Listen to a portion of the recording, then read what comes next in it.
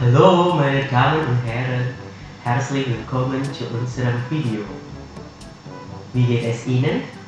Ich hoffe, dass es Ihnen gut geht. Heute werden wir über ein wichtiges Thema, sich vorstellen, besprechen. Sich vorstellen ist erste Aufgabe in der mündlichen Prüfung. Haben Sie schon mal das gehört? Okay, los geht's. Mein Name ist Prahoro Yudo Purwono. Ich komme aus Kediri. Ich bin 20 Jahre alt. Ich wohne in Lidahwetan, Surabaya. Ich spreche Deutsch, Englisch, Javanisch und Indonesisch. Meine Hobbys sind Sport machen, lesen und schreiben. Jetzt bin ich noch ledig. Ist es Ihnen zu schnell? Kein Problem, wir wiederholen alles ganz langsam.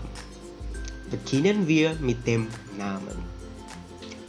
Wenn ich mich vorstellen muss, oder natürlich sagen, wie ich heiße, hier habe ich mehrere Möglichkeiten. Ich kann zum Beispiel sagen, ich bin Prahoro oder mein Name ist Prahoro oder ich heiße Prahoro. Die nächste Punkt ist Herkunft. Wenn ich die Herkunft sage, sage ich das Land, aus dem ich komme. Zum Beispiel, ich komme aus Kediri. Ups, ich habe vergessen. Ich kann auch sagen, ich bin in Kediri geboren. Unser nächster Punkt ist das Alter. Ich bin 20 Jahre alt und so weiter. Vorsicht, Frauen fragt man nicht nach dem Alter. Weiter gibt es mit dem Wohnort. Wo wohne ich jetzt? Zum Beispiel, ich wohne in Lidahwetan, Surabaya. Ich kann auch sagen, ich lebe in Surabaya. Das ist egal. Weiter. Welche Sprachen spreche ich? Zum Beispiel, ich spreche Deutsch, Englisch, Javanisch und Indonesisch. Aber ich kann auch sagen, wie gut ich Sprachen spreche. Zum Beispiel, meine Muttersprache ist Javanisch. Ich spreche fließend oder sehr gut Indonesisch. Oder ich lerne gerade Deutsch. Unser nächstes Punkt sind Hobbys. Welche Hobbys ich habe? Meine Hobbys sind Sport machen, lesen und schreiben. Vorsicht, wenn wir nur ein Hobby haben, sagen wir, mein Hobby ist Sport machen.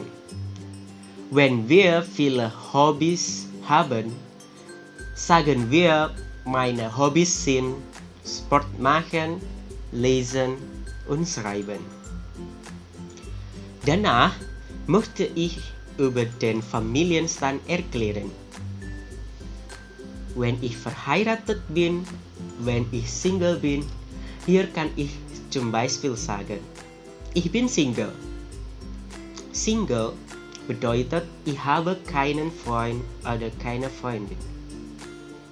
Man kann auch sagen, zum Beispiel, ich bin ledig oder ich bin nicht verheiratet. Ledig bedeutet, ich habe vielleicht einen Freund oder eine Freundin, aber ich bin nicht verheiratet. Bevor ich verheiratet bin, bin ich zuerst verlobt. Da kann man sagen, ich bin verlobt. Oder später bin ich verheiratet. Manchmal trennen sich Paar auch. Da kann man sagen, ich bin getrennt.